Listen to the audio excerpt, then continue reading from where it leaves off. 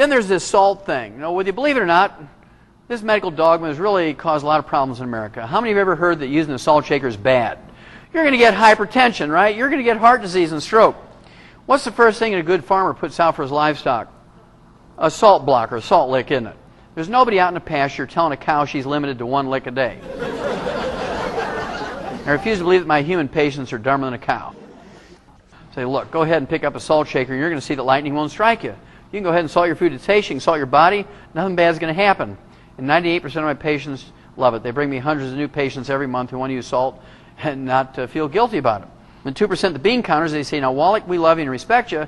We have this high-priced cardiologist that says you're flying in the face of all the weight of medical evidence. You can't tell people that they can use a salt shaker because you're going to kill them with high blood pressure and heart disease and stroke. And I've been vindicated in this belief. This was actually a study that was published in the New York Times, May 22nd, 1996. And this study was abstracted from JAMA, the Journal of the American Medical Association, the most prestigious medical journal in the world, according to themselves. Now, in this particular journal, a Dr. Alexander Gordon Logan, who's an epidemiologist and cardiologist on the teaching staff of the medical school at the University of Toronto up in Canada, and he took 56 existing studies on hypertension or high blood pressure and restriction of salt, combined the data from these 56 studies, which included 3,505 people. He threw away all the conclusions and reevaluated the larger group. And what he found out was this. If you have normal blood pressure and you restrict salt, it will not prevent you from getting heart disease or high blood pressure.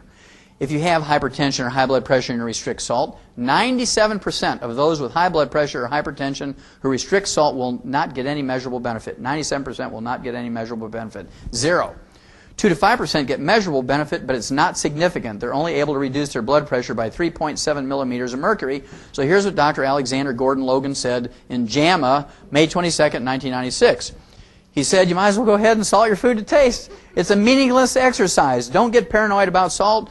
It has nothing to do with blood pressure problems. There has never been one single iota of proof that restricting salt has any benefit. It's just one of those medical myths, he called it, but I'm going to call it a medical caca. Now, if it's not salt, what causes high blood pressure?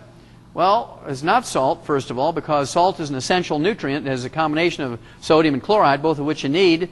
And according to the American Heart Association, the minimum daily requirement for a 150-pound person for salt each day is a heaping teaspoon, 6 to 9 grams of salt a day.